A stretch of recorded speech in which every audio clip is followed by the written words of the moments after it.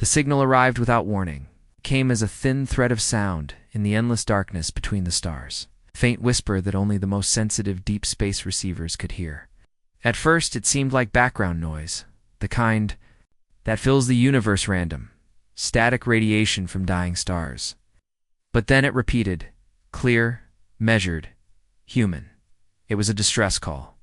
The message was short. The voice sounded tired, weak, almost breaking. "This is Captain Elias Ward, human vessel, Horizon Dawn. Please help us."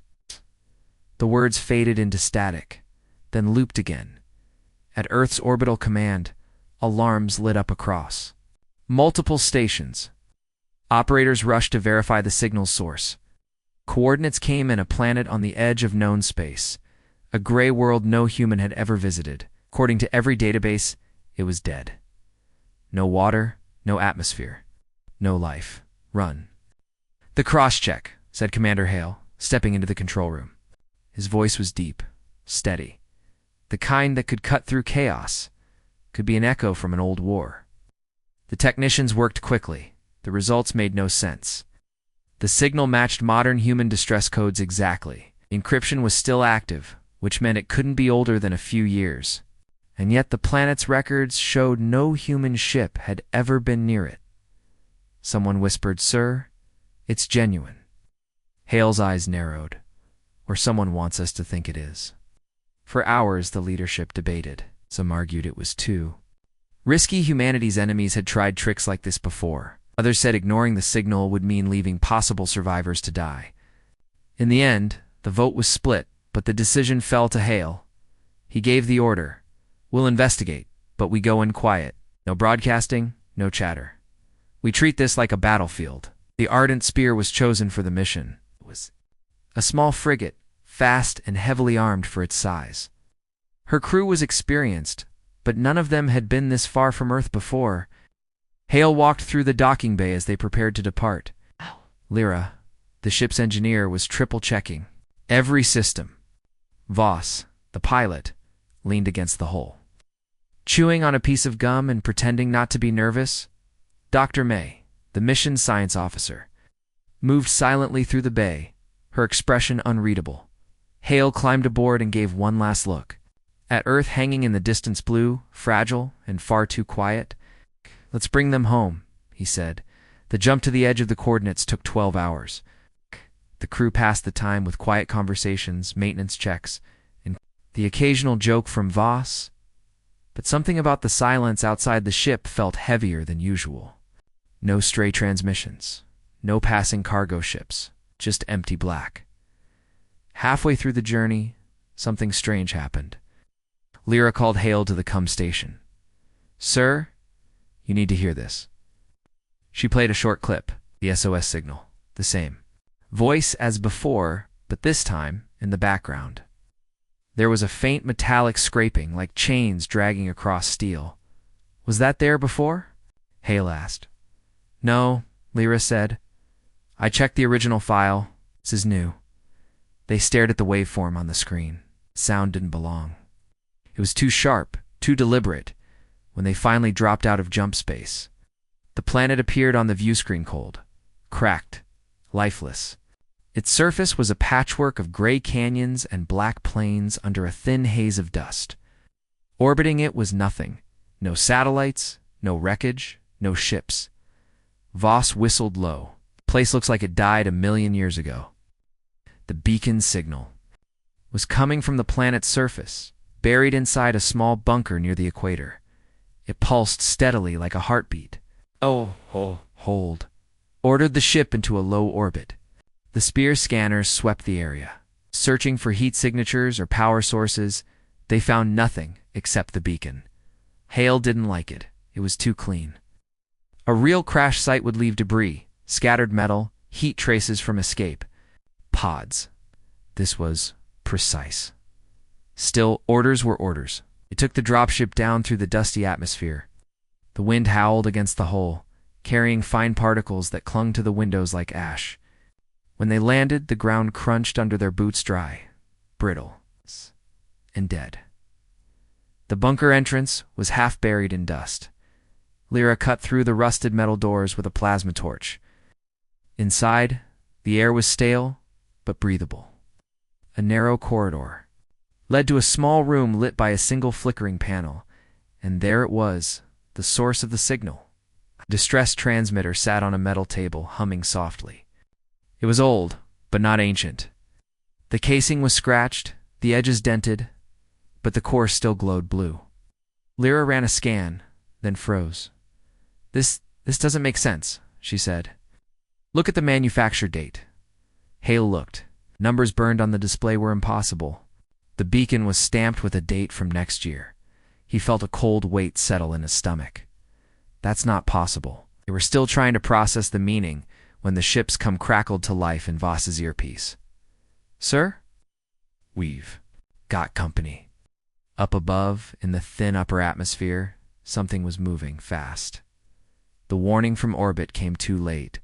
By the time Hale and the landing team rushed out of the bunker, the sky above was already changing. The thin dust haze was breaking apart, revealing dark shapes moving fast across the horizon. They weren't human ships, too sharp, too insect-like, with hulls that caught the pale light in strange, jagged patterns. Voss's voice crackled through. The come, tight and urgent. Multiple contacts. They weren't here a minute ago. They just appeared. Hale didn't need to ask how. Cloaking tech, whoever had set the trap, wanted the humans to feel safe until it was too late. Get the dropship ready, Hale ordered. His team jogged across the brittle ground, boots crunching on the dead dust. The wind had picked up, hissing against their helmets. Behind them, the bunker's flickering light faded into the gray haze. Inside the dropship, Lyra was already at the controls, fingers flying over switches. We can still make it to the spear, she said, her voice sharp with focus. The dropship lifted from the surface, engines kicking up a storm of dust.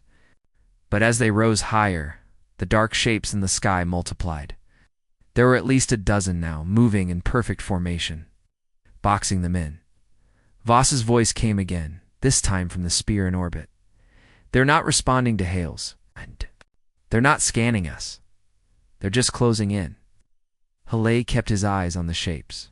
The alien ships moved like predators, adjusting their paths just enough to cut off any escape.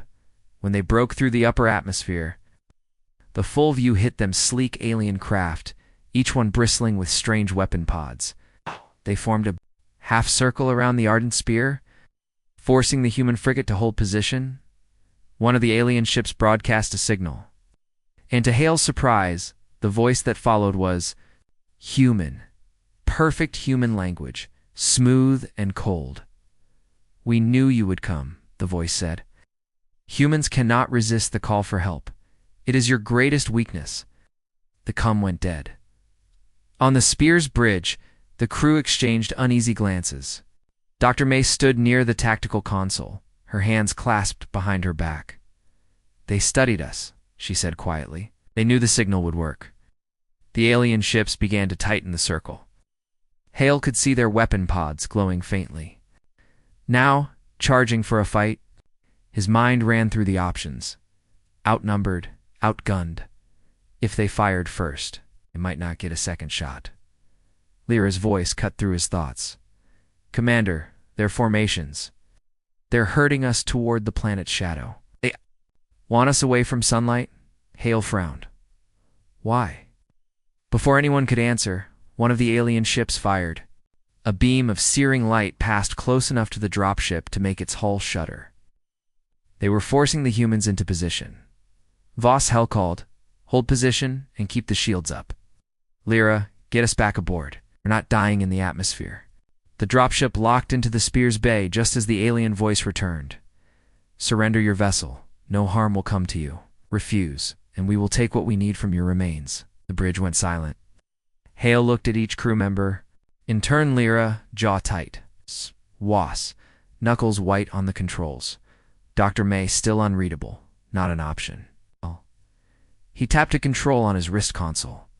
A silent command went through the ship's systems. The lights on the bridge dimmed as the spear's main weapons came online. Target the nearest ship, Hale ordered.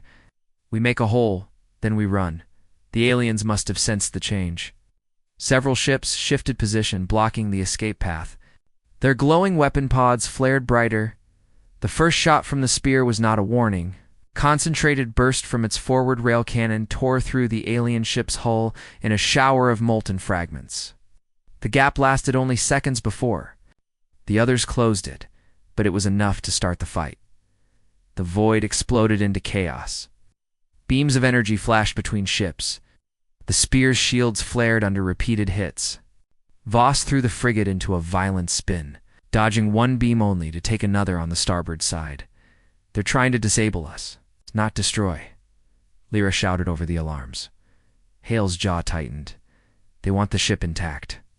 That's why they're holding back? He made his choice. Full power to forward batteries? Voss punched through the weakest point in their line. Don't stop for anything. The spear roared forward. Plasma bursts, hammering the enemy ahead. One alien ship broke apart under the barrage, spinning away in a cloud of debris. The others scrambled to cut them off, but the spear's engines burned hot, forcing a narrow path open. For a moment, it seemed they might escape into open space. Then, from the dark beyond the battle, more alien ships appeared. Twice as many as before, they slid into position with terrifying precision, sealing every exit. The crew stared at the tactical display in disbelief. They were never trying to stop us here, Dr. May said quietly. They were just making sure we couldn't run when the real force arrived. The alien voice returned one last time, colder than before. Your fight is over. Shut down your weapons and prepare to be boarded. On the bridge, the only sound was the steady hum of the spear's overworked engines. Hale's mind raced. If they surrendered, Earth would lose more than a ship. They would lose the enemy's fear. He looked at Lyra. Ready the core. Her eyes widened. You're serious? Hale nodded once. They want the ship, they'll get it on fire. The spear's engines howled as Voss pushed them to the limit, diving low toward the planet's surface. Plasma fire rained down. From the alien fleet above, streaking the skies with burning light, the ship shuddered under the impacts. But Hale's voice remained steady. Keep her steady, Voss. Lyra core charge status? 30%, Lyra replied, her hands flying over the engineering console. Sweat beaded on her forehead. If we push past 60, there's no turning back. That's the point, Hale said. The spear weaved between jagged canyons and mountains of black stone, using the terrain to shield them from the worst of the fire. The alien ships followed, their strange hulls cutting through the dust clouds like blades. They were faster than any human fighter Hale had seen, but they kept their distance. Dr. May studied the tactical display. They're trying to box us in again. Smaller formation this time. They want to pin us in the canyon. Then we don't give them the canyon, Hal replied. Voss banked the ship sharply, engines roaring as they climbed toward a high plateau. The spear's shadow stretched long across the cracked surface. But the aliens were ready to ships swooped in from above, forcing them to drop altitude again. We can't keep dodging forever, Lyra said. Hale's gaze went to the small blinking marker on his display. The original SOS beacon, still active, still calling. He didn't believe for a second that there were survivors, but there might be something worth finding there. Answers? Voss, take us to the signal. Sir, that puts us right where they want us, Voss warned. Exactly, Hale said. They want us there? Fine. Let's see why. The spear skimmed low over the surface, closing in on the coordinates. The alien ships didn't attack, hung back as if waiting. The air outside grew hazy, the dust thick enough to blot out the sun. When the beacon's location came into view, the crew fell silent. The bunker was bigger than the one they had seen before, twice the size with heavy blast doors and reinforced walls. The ground around it was littered with debris, shattered metal panels, broken machinery, scraps of armor that looked almost human. Lyra, scan that debris, Hale said. Her screen lit up. Some of this is human alloy, but it's wrong. The molecular pattern doesn't match anything we've made yet. Future tech again, Hale muttered. They landed in a cloud of dust. The crew disembarked quickly, weapons ready. The air here was still dead, cold and dry. The bunker doors were sealed tight, no visible controls. Lyra stepped forward with a cutting torch, the heat flaring against the metal. It took nearly 2 minutes to breach the outer layer. When the doors finally gave way, a wave of stale air hissed out. The interior was dark, except for a single blue light deep inside. The corridor walls were scratched and dented, as if something heavy had been dragged through. They moved carefully, boots echoing in the silence. The deeper they went, the stronger the faint hum of machinery became. Finally, they stepped into a large chamber and froze. In the center of the room sat another beacon, nearly identical to the first, but larger and more advanced. Its casing gleamed as if freshly made. Alien symbols were carved along its edges. The blue core pulsed slowly like a heartbeat. Lyra approached it, scanning. Same distress code, but there's something else. Another layer too. The signal, I think it's hidden inside the broadcast. Can you decode it? Halle asked. Maybe, but it'll take time. They didn't have time. The ground suddenly trembled under their feet. A deep, mechanical thud echoed through the bunker. Contax Voss's voice came over the cum from the spear. Multiple ground signatures. They're moving fast straight for you. Hale's eyes swept the room. Extraction now. But before they could move, a shape appeared in the doorway. Tall, armored, its face hidden behind a smooth black visor. It carried a weapon unlike anything they had seen long, with glowing edges. Behind it, more figures stepped into view. The lead figure tilted its head, studying them. Then it spoke in the same perfect human voice they had heard before. You came for the beacon. Good. Now you will carry its message home. Without warning, it raised its weapon.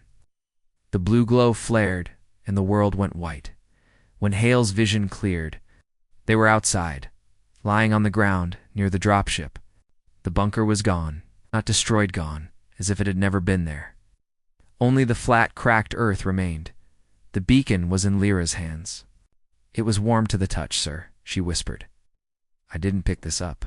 Above them, the alien ships began to descend. The sky burned with the glow of descending ships. Their jagged silhouettes tore through the clouds, engines screaming. Like some ancient predator's roar. Hale didn't waste a second. Get aboard now, he barked. The crew scrambled into the dropship. Lyra clutched the beacon tight against her chest, as if it might vanish again. The wind whipped around them, carrying a low, vibrating hum that seemed to come from the alien fleet itself. Voss's voice came through the coms, tense and fast. Commander, they're closing in from all sides. I can keep the spear moving, but we don't have the firepower to take them all. We're not staying to fight, Hale replied. We're getting out. The dropship lifted off, engines kicking dust into the air. Through the cockpit glass, Hale could see the alien ships adjusting formation. They weren't in a hurry like wolves herding prey, certain of the kill. As soon as the dropship clamped into the spear's bay, Hale was on the bridge. Status? Shields at 60, Voss reported. Weapons charged, but overheating. If we fire too much, we'll burn the barrels out. Lyra set the beacon down on the tactical table. It pulsed faintly, the blue glow reflecting in everyone's eyes. Whatever this thing is, they want it intact. That's why they didn't vaporize us on the ground. They're not going to get it, Halle said flatly. The alien ships tightened their circle. This time, they weren't holding back their weapons. Beams of light raked across the spear's shields, making the hull groan under the pressure. Warning alarms screamed across the bridge, shields dropping to 40. Hale made his choice. Prepare the core. Everyone froze for a second. Voss turned to him, eyes wide. Sir, you can't be serious. If we misfire, we won't just take them out. We'll tear ourselves apart. That's better than handing them a working human warship, Hale said. His voice was calm, but the weight of the decision sat heavy in the air. Lyra swallowed hard. Charging core capacitors. The deck lights dimmed as power rerouted. The soft background hum of the ship grew into a deep vibrating growl. Energy. Built in the spear's heart, enough to rip through anything in its path. The alien fleet didn't know yet, They kept pressing forward, firing in measured bursts to avoid damaging the ship too much. One craft even drifted close enough for Hale to see the shape of its cockpit. The pilot, if it was a pilot, was hidden behind a dark visor. Just like the soldier in the bunker, Dr. May's voice cut through the tension.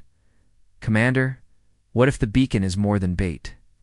What if it's meant to be taken to Earth?" "That's not happening," Hale said. "Not while I'm breathing."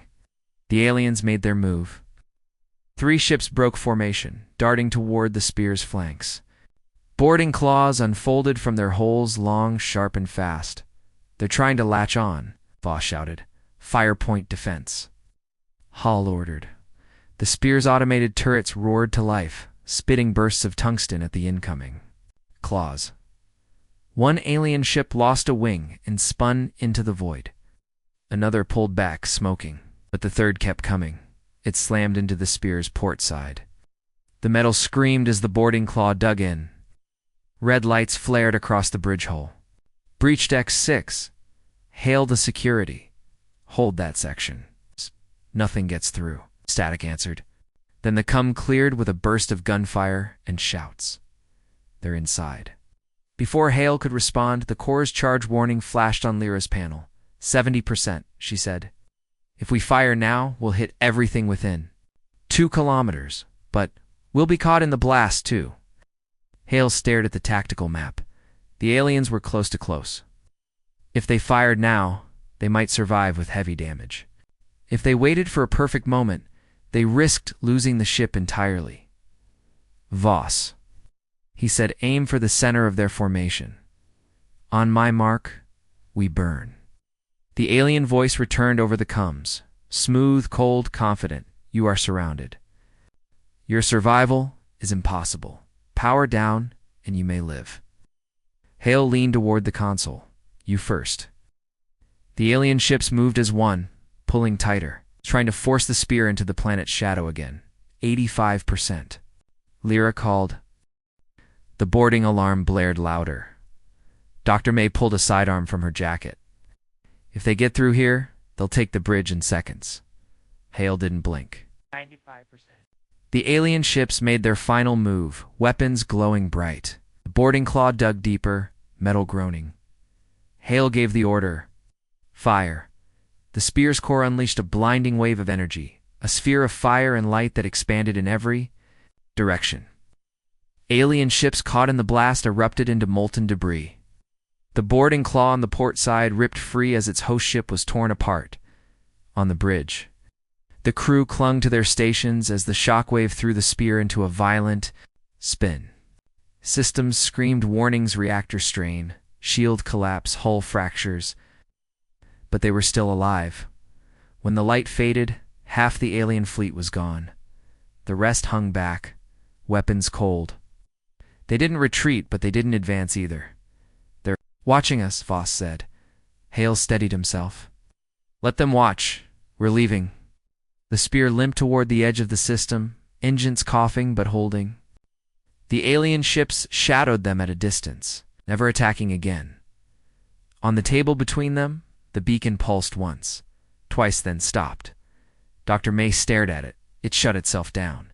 Hale didn't like that, not one bit. The spear limped through the dark, her engines still coughing from the core flare. Hull plates were scorched black, and whole sections of the ship were sealed off by emergency bulkheads. The crew moved in silence, every step heavy with exhaustion. Hale sat in the command chair, his eyes fixed on the tactical map. The alien ships were still there, following at a steady distance. Not attacking, not leaving. Just watching. "They're waiting," Voss muttered from the pilot's seat. "For what? I don't know. But it's not good." Hale didn't answer. He was busy, typing a coded message into the CUM system. When it was done, he pressed the send command. The signal burst out across subspace, carrying only 3 words. "Trap confirmed. Send hammer." Lyra leaned against the tactical console, one hand still bandaged from the fight. "Do you really think Earth will send a fleet this far out?" "They'll come," Hal said, His voice was calm, certain. "And when they do, those things out there are going to wish they never learned what a human SOS sounds like."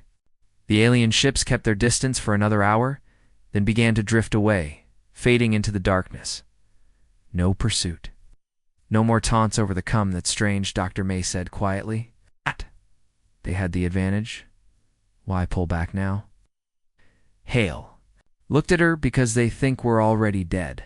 The crew settled into a tense wait. Sensors scanned the black, searching for any sign of pursuit. Minutes dragged into hours, then it happened. A ripple in space. Faint at first, like the shimmer of heat above a road. Then another, and another. "They're here," Hale said. Light tore through the void as the first jump signatures appeared. Massive warships, each one bristling with weapons and armor. They slid into real space like silent predators, surrounding the spear in a protective circle. More ships arrived every second. Cruisers, destroyers, carriers. A whole task force. Earth had answered, the largest ship of the fleet. The Solar Vengeance hailed the spear. The voice of Admiral Rourke filled the bridge. "Commander Hale, we got your signal. Looks like you've stirred up a hornet's nest." "Could say that," Hale replied. "They're out there, cloaked, waiting." "Good," Rourke said, a dangerous smile in his voice. "Let them wait." The alien fleet appeared almost instantly, dropping their stealth as if to match the challenge. Dozens of jagged ships, more than Hale had counted before, arranged themselves in a wide arc. The two forces faced each other in the cold dark, neither moving. Voss let out a low whistle. "That's a lot of teeth out there." "Not enough," Rourke's voice said over coms. The standoff lasted only a minute before the first alien ship fired. A searing beam of energy cut toward the Solar Vengeance. But the massive human ship's shields took the hit without flinching. Then the order came. All ships soap and fire. The black turned to fire. Human rail cannons ripped through alien hulls, tearing ships apart in a storm of molten fragments. Missile salvos streaked across space, finding their targets with precision. Alien beams lashed back, slicing through the void, but the humans didn't slow.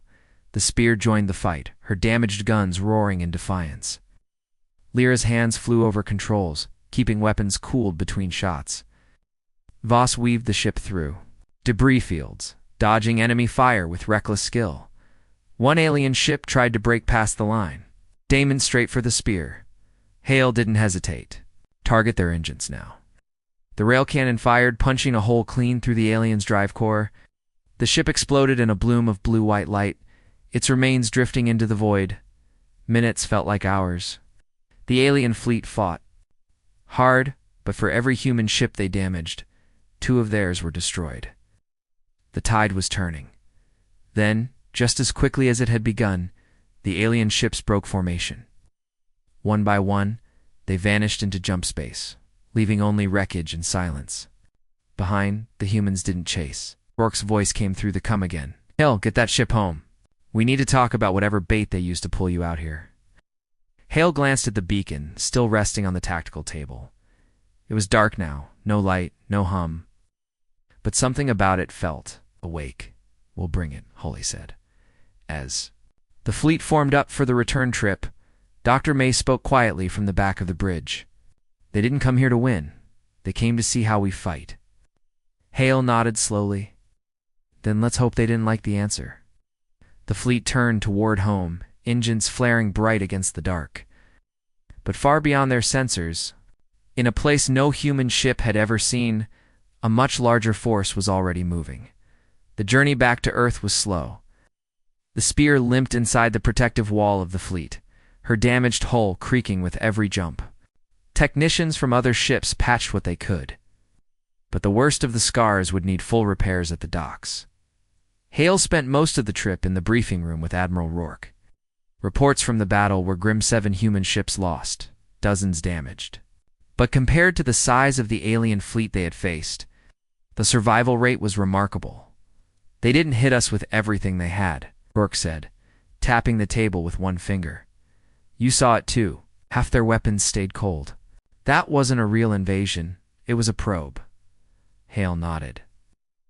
They wanted to see our response time, our strength, maybe even our tactics.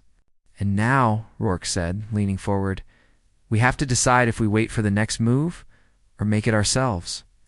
Before Hale could answer, a quiet chime came from the table. Dr. May stepped into the room, carrying the beacon. I've been studying this, she said. At first I thought it was just broadcasting the fake distress call. But there's another signal buried inside it, something encrypted. Hale frowned. Can you crack it? May set the beacon on the table and pressed a small control. The lights dimmed, and a holographic projection flickered into the air above the beacon. Static swirled for a moment, then cleared to reveal an image, a dark, endless plain under a sky of burning stars. Shapes moved in the distant stall, skeletal machines with glowing eyes. A voice spoke, deep and distorted.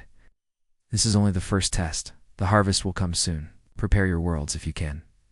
The image vanished. The room was silent. Rourke broke it first. That wasn't them. No, May said. The signal structure isn't even the same species. Whoever sent this isn't the fleet we fought. My guess? They used the aliens to carry their trap? Someone is playing a much bigger game. Hal stared at the dark beacon. Then those ships we fought, they weren't the enemy. They were pawns. A's. With enough firepower to wipe out a colony, Rourke said, and whoever's controlling them has more. The rest of the trip passed under a heavy shadow. The crew avoided talking about the message, but it stayed in their minds. Every distant sensor blip, every strange fluctuation in the comms felt like a warning. When they finally reached Earth, the sight of the homeworld brought a brief wave of relief. Blue oceans, green continents, the faint glitter of orbital stations. The fleet docked in low orbit, and the Spear was guided into a repair bay, the size of a city block. Hale stepped onto solid ground for the first time in weeks. He breathed in the recycled but familiar air of Earth's primary dock station. But even here, he could feel the tension. Security patrols were doubled. Ship crews spoke in hushed tones. Word of the battle had spread fast. Inside a secure chamber, Earth's Defense Council gathered. Rourke and Hale stood at the front, the beacon resting on the table between them. They replayed the hidden message, the dark plane, the skeletal machines, the voice promising a harvest. When it ended, the room was silent. Counselor Sato, finally, spoke. If this is true, we are facing a threat larger than any war in human history. This is not a border skirmish. This is preparation for extermination. Another counselor leaned forward. We should fortify our systems. Pull back the fleet. Protect what we have. That's exactly what they want, Rourke said. They're testing our defenses. If we hide, they'll learn our limits. We need to push outward. Show them we're not prey. The debate lasted hours. Hale didn't join in. Kept his eyes on the beacon, wondering if it was still transmitting. Wondering if someone somewhere was listening later in the quiet of the Spears Bridge. Lyra joined him. You're thinking about the message. I'm thinking about what's not in it, Hole said. No demands, no threats of negotiation. It's just a warning, whoever they are. They're confident enough to tell us they're coming. Lyra glanced out at Earth through the viewport. Then we have to be ready. The ship's comms pinged with a new message from Fleet Command. Prepare for long-range patrol. Orders to follow. Hale read it twice. Looks like they're not waiting for the next move after all. Far beyond Earth, in the cold reaches where human eyes had never looked, something moved. It was vast, silent, and patient. And in its heart burned a single thought. The humans answered the first call. They will answer the next. The Spear was not fully repaired when the next orders came in. Hull plates were still scorched, 2 decks sealed off, and the main gun ran at only 80% power. But Earth's Defense Council wasn't interested in waiting. The orders were clear. Long-range patrol. Investigate possible enemy activity beyond mapped sectors. Destroy any hostile assets. Hale didn't like it. Sending a damaged ship into uncharted space felt reckless. But the Spear was fast, and her crew was now one of the few with first-hand experience against the alien fleet. That made them valuable and expendable. Voss sat at the pilot's console, a map of deep space glowing before him. We're heading toward the red zone uncharted sector. No known colonies, no stations, just rocks and empty black. Nothing is ever just empty, Hale said. Lyra worked in engineering, checking the weapon systems for the 5th time. If we run into another fleet, we're not going to win a fight, and we don't fight, Hale replied. We gather intel and get it home. The first 3 days were quiet. The stars stretched endlessly around them, cold and bright. The hum of the engines was the only constant sound. But on the 4th day, the sensors found something. A beacon. It was faint, almost hidden in background static. But its signal structure was exactly the same as the one they had brought back from the dead planet. Location? Hale asked. For hours at full burn, Voss said. They approached cautiously, shields active, weapons charged. The beacon floated. In open space, attached to a fragment of rock no larger than a cargo crate. There was no ship, no station, just the device, pulsing with the same slow blue glow. Dr. May studied it from the science console. Same build, same markings, this. One is broadcasting on 3 separate bands. I think it's talking to something else. Can you trace it? Hill asked. I can try. Before she could start, the sensors lit up with new contacts. Not ships, not asteroids, more beacons. Reading 6. No, 12. No, Hale, there are hundreds, Voss said, staring at the display. The entire map filled with dots, each one a beacon. They were scattered across the sector, some far apart, others in clusters. They've been planting these for years, May said, and each one is active. They're forming a network. Lyra's voice was tight. A network for what? No one had to answer. The memory of the hidden message from the first beacon hung in the air. The harvest will come soon. Before they could decide what to do, nearest beacon changed. Its blue light shifted to red. A low hum filled the ship's speakers, not coming from the coms but vibrating through space itself. Then the others followed. One by one, across the display, the dots turned red. They're sinking, May said. Something's about to happen.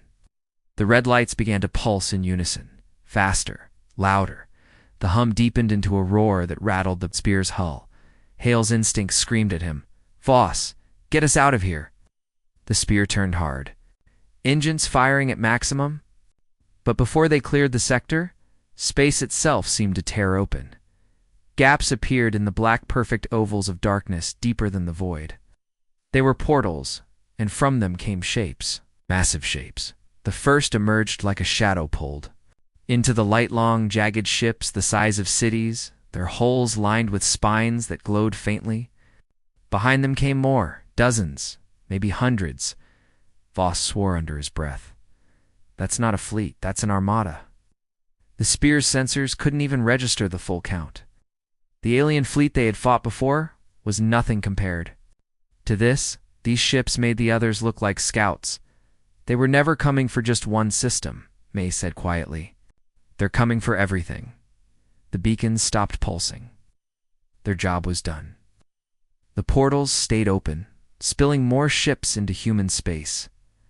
Hale's voice was steady, but his hands gripped the chair hard. We can't fight this. We run now. The spear turned sharply, diving into a narrow corridor between 2 massive enemy ships. Plasma fire streaked past, missing by meters. The ship shook with each close hit. Lyra rerouted power to the engines, forcing them beyond safe limits. The hull groaned, but the gap between them and the armada widened. Voss didn't look away from the viewport. If they wanted us dead, we'd be dead already. They're letting us go, Hale said. They want Earth to know what's coming. Ours. Later, when the spear finally dropped out of jump space, the crew sat in silence. No one spoke about what they had seen. Al? The image was burned into their minds, the endless wall of ships. The portals spilling more, the cold certainty of the harvest. Hale stared at the stars ahead. We've got one part of the answer. Now we have to give them the other.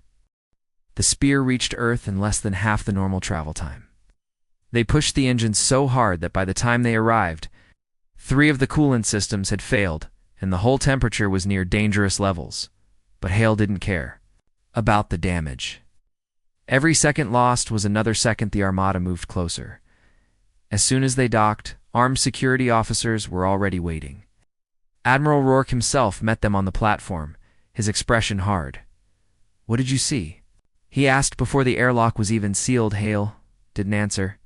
He simply handed over the data core, its surface still warm from the constant recording of the past hours. In the secure war room, council members and top fleet officers gathered. The Spears recordings played across the massive hollow wall first. The field of beacons, then the red glow, then the tearing of space. And finally, the endless stream of warships pouring through. No one spoke during the footage. No one moved. When it ended, Counselor Sato leaned back in her chair. There is no defensive line that can hold against that. Not in any system we control. Rourke's eyes never left the frozen image of the Armada. Then we don't hold. We hit them before they can spread. That's suicide, another counselor said. It's survival, Rourke replied. Hale stepped forward. You're both wrong. You're talking about ships and battles. But this, he pointed at the image, this is the end of a chain. We need to find the start. Whoever sent that first message, whoever's using the beacons, they're the ones we have to stop. Dr. May nodded. If we destroy the source, the rest may fall apart. The Armada could be controlled through that network. Counselor Sato's voice was cold. And where exactly do you plan to find the source in a galaxy we haven't even mapped? May looked directly at Hale. I think we already have the map. In the beacon's code, location buried so deep, I almost missed it. The room went still. A trap, Rourke said. Of course, Hale agreed, but it's also a chance. They want us to come, maybe they've left themselves open. The council debated for hours, voices rising and falling, but in the end, the decision was made.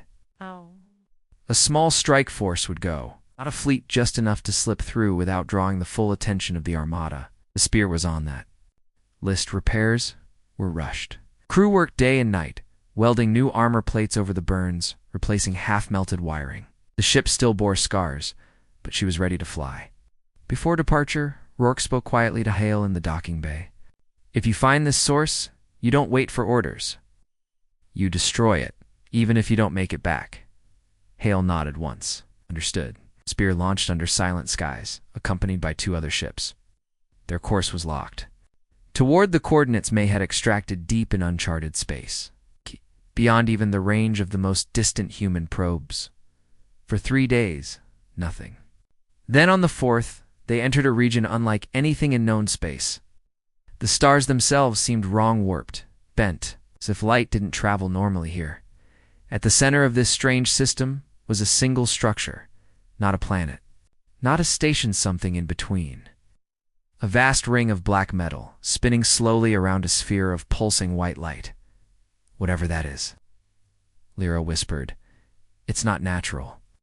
Sensors showed thousands of smaller objects orbiting the ring, not ships, not satellites, beacons. They're all linked, May said, awe and fear in her voice. Every beacon we've ever seen, this is their heart. As the Spear drifted closer, the sphere of light pulsed faster. Then a voice filled the bridge.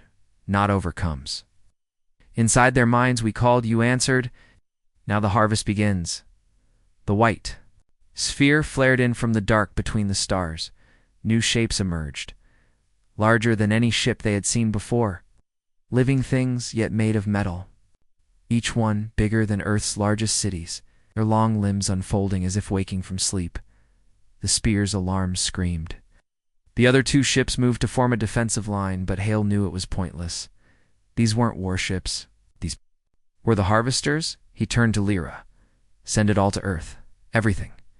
If we don't make it. They have to know what's coming. The comms lit up as the other captains shouted warnings, sensor readings, last words. One of the giant creatures turned toward them, its body bending unnaturally as it prepared to strike. The Spear's engines roared.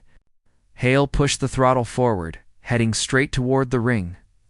If they could breach it, Maybe they could overload the sphere. Behind them, Earth was far away.